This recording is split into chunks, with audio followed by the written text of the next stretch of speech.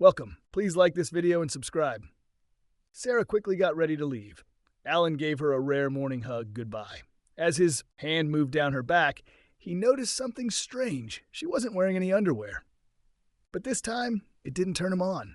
Alan lifted her skirt and asked, almost shouting, "Sarah, why aren't you dressed right?" Sarah stepped away from him. "You'll understand everything tonight," she said, and rushed out the door. Alan stood there, shocked. Then he grabbed his phone from the kitchen table and sent a quick message. "Alan, she's gone. Looks like something big is happening today." Emma replied, "My guy will watch her." This all started 2 days ago when Alan was working the night shift and was called to a minor car accident. After ensuring the victims were stable, they took a brief break. Alan headed to the men's room. That hit him there. He felt a sudden sharp pain. He let out an involuntary cry of agony, doubling over in pain. Emergency technician Brendan, hearing the commotion, rushed in. "Alan? What's wrong?" Alan was doubled over. Brendan peered in and grimaced at the greenish discharge in the urinal. "That doesn't look good at all," Brendan said. "You know what this means, right?" Alan nodded, still wincing in pain. "I understand that it's very delicate. I'll save it. Don't worry, Alan." "Thanks, Brendan. I appreciate it. I'll go to the nearby clinic in the morning. Don't want to make it public in our hospital." He went back to his office. When his shift ended in the morning, he went to Mount Sinai Hospital nearby, where he knew no one he knew would see him. The waiting room was empty, and they quickly took him in for tests. An hour later, Alan sat nervously in a small room when a nurse came in. She looked at him with disgust while checking his vitals. "The doctor will be in soon," she said. A few minutes later, an older doctor walked in. "Mr. Miller?" "I'm Dr. Smith," he said, sitting down. "I have some bad news. Your tests show you have a serious sexually transmitted disease." Alan looked at him. "Is it chlamydia or gonorrhea?" he asked calmly. "You have chlamydia," the doctor replied. "I'll prescribe strong antibiotics, but you need to avoid any sexual activity for at least a week after finishing the treatment. If the symptoms don't go away, see your regular doctor." He paused. "I hate to ask, but I need to know about your recent sexual partners for contact tracing purposes." "Just one," Alan said quietly. "My wife." The doctor's expressions softened slightly. "I see. Well, she'll need to be tested and treated as well, even if she's asymptomatic. Untreated chlamydia can lead to serious complications. I have to report your case to the health department." Alan's mind was reeling as he left the hospital. Sarah's given him an STD. Alan called his parents. His father answered cheerfully, "Hey there, son, shouldn't you be at work?" "Dad, I've got a problem. Can I come over?" "Of course. We'll put on some coffee. See you later." Alan and his sister Denise had grown up in a loving but strict religious household. Their parents had instilled strong moral values, including abstinence before marriage. Alan had followed those beliefs closely and stayed a virgin until his wedding night with Sarah at 23. Sarah was understanding of his lack of experience and taught him how to please her in bed. Their sex life was good, though not very passionate. A year into their marriage, they had their first daughter, Lorna. 14 months later, Gloria was born. After that, Sarah had surgery to prevent more children, happy with their family. Before, Alan parked at his parents' house, preparing himself for the tough talk ahead. His father welcomed him with a warm hug at the door. "Come on in, son," he said. "Your mother's made some coffee." Alan hugged his mother in the kitchen before they all sat down at the dining table. After saying grace, his father looked at him with concern. "What's bothering you, Alan?" Alan took a deep breath. "I just came from the doctor. I have chlamydia." "Oh my," his mother whispered. His father's face grew serious. "Were you unfaithful to Sarah?" "No, Dad, never." His father nodded, trusting him. "I see. So what's next?" Alan Sith. "I think divorce is my only option now." His mother worried about how it would affect Lorna and Gloria, but Alan reassured her the girls would understand in time. His father nodded. "Well, adultery is a valid reason for divorce in the Bible. Let me call Emma Hawkins. She's a family law attorney from our church. She'll be able to advise you on the next steps. She helped our friend Peter when he discovered his wife was cheating on him with 2 security guards of her boss. I didn't tell you that story before, but perhaps now is a good time to share it. You're not alone in this. Be strong." Alan felt a wave of relief as his father made the call, grateful for his parents' unwavering support. Within minutes, he had an appointment with Emma that afternoon. Bring your financial records and tax returns for the last couple years, his father advised. Emma will need to review all of that. Thanks, Dad. I'll go home and gather everything now. His mother hugged him tightly before he left. We're here for you, sweetheart. This will all work out, in God's plan. At home, Alan dug through their files, looking for the documents Emma would need. He realized that about 8 years ago, Sarah had insisted on filing separate tax returns. Now he understood why. Her paperwork showed big bonuses and commissions he hadn't known about, with almost $4 million hidden away. Alan's phone buzzed with a text from Sarah, working late tonight. Don't wait up. His jaw tightened as he replied with a short, okay.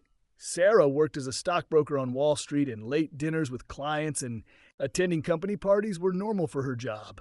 But now Alan saw those late nights differently. He gathered the paperwork and went to Emma's office.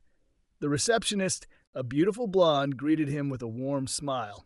I have a 14:30 appointment with Emma Hawkins, Alan said. She smiled and led him back to Emma's office. The attorney stood to shake his hand. Alan, it's good to see you.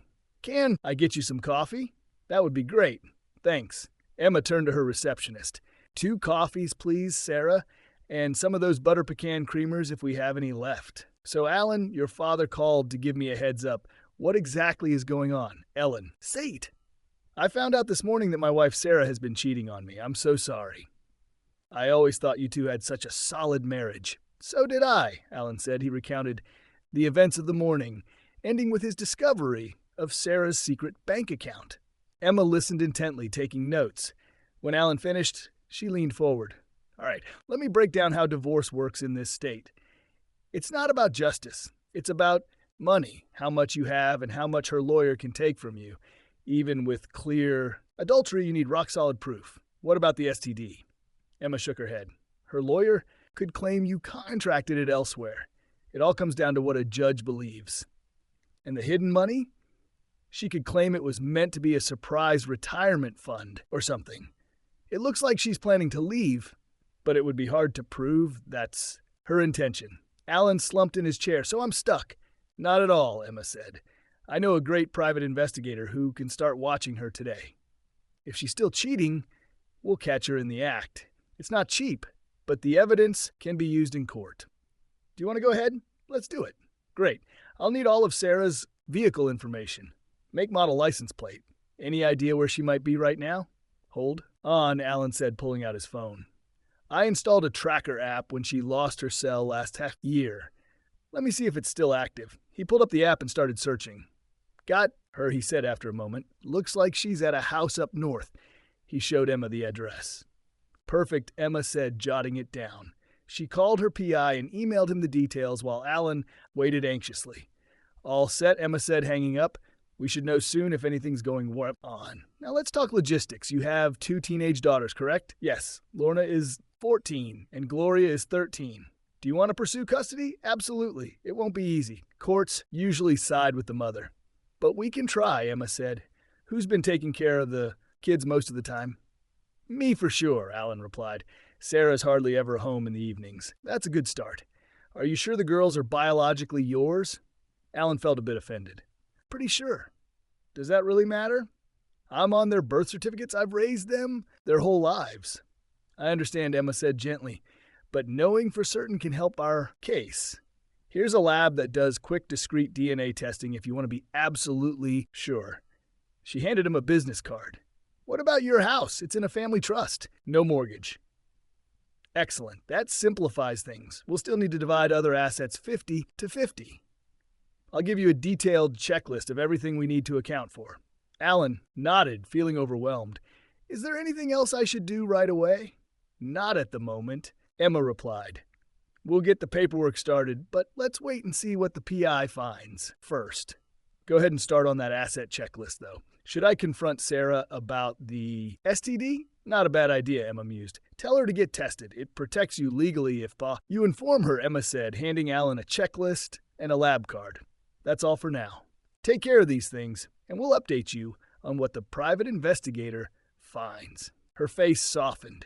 And Alan, I know this is tough, but don't do anything impulsive. Things will get better. "Thanks, Emma," Alan said, shaking her hand. He paid the receptionist and left, stopping by the lab to pick up a DNA test kit before swinging by the bank to verify the information about Sarah's secret account. Back home, Alan sat at the kitchen table staring into a cup of coffee. Most guys would be drowning their sorrows in alcohol right now, but Alan had never touched the stuff. It was a family rule he'd always respected. Back to that morning, when he was embracing his wife, showing no sign that he was aware of her cheating. He suspected that Sarah was about to make her move. Later in the afternoon, the front door burst open and his daughters came bounding in. "Daddy, you're home." Lorna gave him a big hug. "Are you okay?" Gloria asked. "Why aren't you at work?" Alan sighed. "Can you pack overnight bags? You're going to stay with Grandma and Grandpa for a couple days. What's wrong? Did you and Mom have a fight?" "Not exactly," Alan hedged. "Something's wrong, but we haven't thought about it. That might come later." Lorna's eyes widened with sudden understanding. "You found out she's cheating, didn't you?" Lorna asked. "What makes you think that?" Alan replied. Lorna looked down, feeling guilty. "I've overheard some of Mom's phone calls lately. She giggles like a schoolgirl. It felt strange." Alan hugged her tightly. "It's okay that you didn't tell me earlier, sweetheart. You can always come to me about anything," he said, pulling both of them into a warm hug. "But first I need to swab your cheeks. DNA test," Gloria asked, eyeing the kid on the table. "My lawyer's idea," Alan explained. "You don't think we're really yours?" Lorna's voice quavered. "Of course I do. But we need to be 100% certain for legal reasons. So you're really getting divorced?" Alan nodded sadly. "There's no chance you could forgive her." "Gloria," Alan's jaw tightened. "Not likely. She left me a parting gift." After collecting DNA samples from the girls and himself, Alan sent them upstairs to pack. "Don't forget your homework," he reminded them. At his parents' house, Alan hugged the girls goodbye and promised to call them later. After dinner, Alan's phone rang. It was Emma. "We have some information from the private investigator. Your wife has been with 3 different men since 1 p.m. "Jesus," he whispered. "What kind of evidence do we have?" "I'm sending everything to your email now," Emma replied. She confirmed it was more than enough for the divorce case. Alan hung up and checked his email, going straight to the audio file. "A man's voice, I see you're married. The clink of rings against a glass. Sarah's laugh. For now, a pause. You're wearing a ring, too. My wife and I have an open marriage," the man explained. "Well, mine's not open," Sarah replied. "But I take my liberties where I can get them. Your husband doesn't know." "No, he doesn't," Sarah admitted casually. Alan's jaw clenched. He has no idea what kind of woman he married, he thought bitterly. The man's voice again. "What's the deal? Trouble in paradise?" Sarah's smug tone made Alan's skin crawl. "He'd better be fine. I taught him everything he knows." "You taught him? Was he a virgin when you got married or something?" "Believe it or not," Sarah replied, "a total virgin. Can you imagine? He's a real goody. 2 shoes. Doesn't drink, doesn't smoke, doesn't even curse. He'd probably faint if I said damn around him," the man laughed. "Sounds like a real square. Why do you stay with him? Do you love the guy?" "I guess sort of," Sarah said dismissively. "He's good with the kids, doesn't ask questions when I'm out late. But God, he's so boring. The kids are his. Who knows? Who cares?" Sarah replied flippantly. "He thinks they are, that's what matters. What's next for you after that?" "Living it up," Sarah said gleefully. "Maybe hit up some orgies. Retire somewhere tropical with my secret bank account. Who knows? Got any plans this weekend? I know a couple guys who'd be interested in joining us." Alan stopped the recording. He slumped back in his chair, 15 years of his life wasted on Sarah. His phone buzzed. It was Sarah. "Hi," he answered flatly. "Alan, are you okay? You sound different." "Rough day," he replied. "I'm finishing up work. I got another big client. I'll be home in about an hour. And I'm still without underwear. Are you waiting?" "Sure. Love you," she said cheerfully. "Me too," he replied before ending the call. He wondered if she noticed he hadn't said, "I love you back," but he realized he didn't care. Alan printed out copies of the most damaging photos and sat at the kitchen table preparing for the confrontation. 1 hour passed, then 2. Still no sign of Sarah. Growing worried despite himself, Alan called her cell phone. It went straight to voicemail. He left a message and sent a text. No response. Nearly 4 hours after her call, the home phone rang. Alan answered warily. "Alan Miller speaking." "Mr. Miller, this is Angela Barnes calling from Grace Hospital. Your wife has been in an accident." Can you come down here immediately?" Alan's heart raced. "Is she okay? What happened?" "I'm sorry, I can't disclose any details over the phone," Angela replied. "Her doctor will speak with you when you arrive. Just ask for the courtesy desk when you get here." Alan pocketed the envelope of photos and raced to the hospital. At the courtesy desk, he gave Sarah's name to the middle-aged receptionist. She checked her computer and asked a colleague, "Would you please escort Mr. Miller to the ICU? Upstairs, a police officer came over to him." "Mr. Miller, I'm Officer Simpson. I was called about your wife's accident." "What happened?" Alan asked. "A motorcycle went between cars and hit her while she was crossing the street. The driver was a broker who was on drugs. I'm sorry." He handed Alan a card. "Call if you need anything." Before Alan could ask more questions, a doctor approached. "Alan Miller, I'm Dr. Blake. How's my wife?" "She has multiple fractures, internal injuries, and severe head trauma. We've placed her in a medically induced coma to reduce brain swelling." He paused. "There's more. Did you know about her chlamydia? I just found out this morning. Are you being treated?" Alan nodded. "Good, but there's a chance she might be HIV positive too. We're running tests now." "Have you been tested?" "Not yet," Alan replied. "You need to see your doctor as soon as possible for testing," Dr. Blake advised. "If you test positive with the right medication and safe practices, you can still live a fairly normal life." Alan nodded, feeling numb. "How long will she be?" "It's hard to say right now. It could be weeks, maybe longer." Dr. Blake led him to Sarah's room. Alan's breath caught in his throat when he saw her. She was covered in bandages, and one leg was in a cast up to her hip. Her face was bruised and swollen, with several cuts stitched closed. She looked like a war survivor. Alan said a silent prayer and slowly removed his wedding ring. He placed it in the envelope with the incriminating photos, writing Sarah's name on it. "Nurse," he called softly, "can you make sure she gets this when she wakes up?" "Of course," the nurse replied. "Just put it there on the tray." Alan took one last look at Sarah. Despite his anger, seeing her like this still hurt. He carefully removed her rings, pocketing them. "Goodbye, Sarah," he whispered. At home, exhausted, he collapsed into bed. Over the next 3 weeks, Alan found a 2-bedroom ground-floor apartment with a garage for Sarah, paying the deposit and first 2 months' rent from her share of their accounts. He moved everything to the new place. 2 weeks after that fateful night shift at the hospital, Alan got the all-clear from his doctor. The physical pain was subsiding, but he knew the emotional wounds would take much longer to heal. 3 weeks after the accident, Sarah had awakened from her induced coma.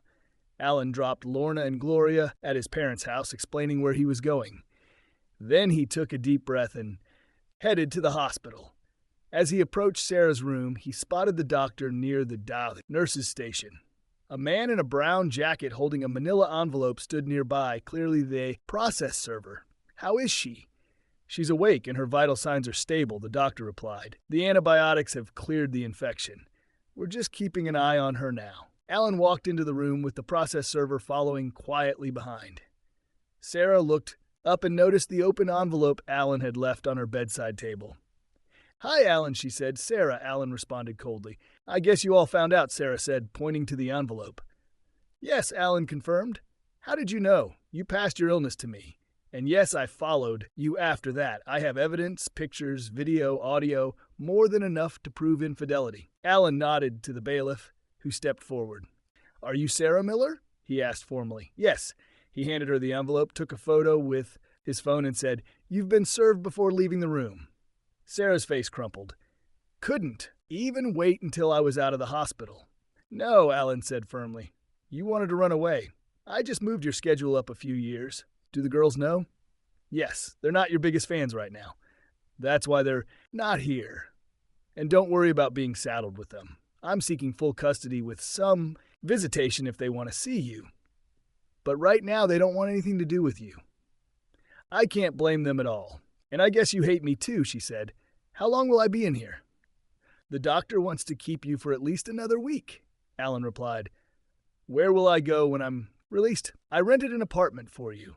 All your things have been moved, and the utilities are in your name." He handed her an envelope. "This is your half of our joint accounts, minus the deposit and first 2 months' rent." She nodded, taking the envelope with shaking hands. "Oh, and I know about your escape fund," Alan added. My lawyer has frozen the account. Sign the divorce papers and she'll unlock it. Minus my half, of course. Shaw crossed Sarah's face. I'll fight you for it. That would be unwise, Alan warned, unless you want all that evidence made public. It's quite graphic. Have your lawyer review the papers, sign them, and we can end this sham of a marriage quickly. I'm so sorry, Sarah said. I don't believe you, Alan replied flatly. Sign the papers, Sarah. Let's end this. As he turned to leave, Sarah called out, Can I call the girls? Alan paused at the door. You can try any time, he said, but they might not answer. I understand, she said. Thank you for that, at least. Alan left the hospital and noticed some nurses looking at him disapprovingly. He shrugged it off. Their opinions didn't matter to him anymore. Epilogue. The divorce was finalized quickly. Alan tested negative for HIV, so he felt relieved. Sarah tested negative too. Emma gave him a check for $2 million, which was half of Sarah's secret account. Alan put that money into college funds for the girls. Life went on. The girls eventually talked to Sarah again, and she apologized. It took a year before they spent time with her again. Second story, I'm worried that my girlfriend might still be cheating on me. I messed up first by cheating, which ruined our relationship, and I know it's my fault. We've talked about how to move forward, and she even suggested an open relationship. I agreed to it to avoid arguing because I love her. We have a child together, and I don't want to walk away and put him through a broken home like I had. But then I found out she had sex with someone else, and it really hurt me. I felt so many strong emotions that I started acting in ways I never thought I would. I'm always depressed, even though I know it's because of my own actions. I love her, though. She's my best friend and family, along with our son. I told her I wasn't comfortable with the open relationship, and she said it would stop. But months went by, and I kept catching her texting other guys or sending nudes. It breaks my heart every time because I think we're in a good place. But then I have a gut feeling something's off, so I check her phone. She often hides it from me or keeps it under her when she sleeps, but I can usually grab it because she sleeps deeply. I see all the things she's doing when she's not with me. She works a lot at a bar and does DoorDash on the side, so I don't get to see her much. When she comes home and goes to sleep, I find stuff in her phone.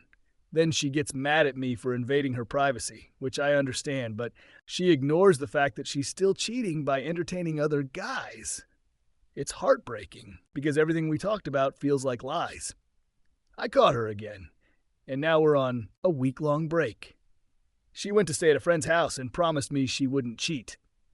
But I can't shake the feeling that she just wants freedom to do whatever she wants. Am I supposed to be okay with that? I have no proof she's cheating. I want to trust her because it would make things easier for me, but it's hard since she gives me no real reassurance. Sometimes what she says feels like a lie, and I don't know what to think. Do I just sit here and deal with my dark thoughts and pretend I'm okay? I want my life to be with her, but it feels like I have to let her do what she wants to keep her. Maybe I'm just meant to feel broken forever.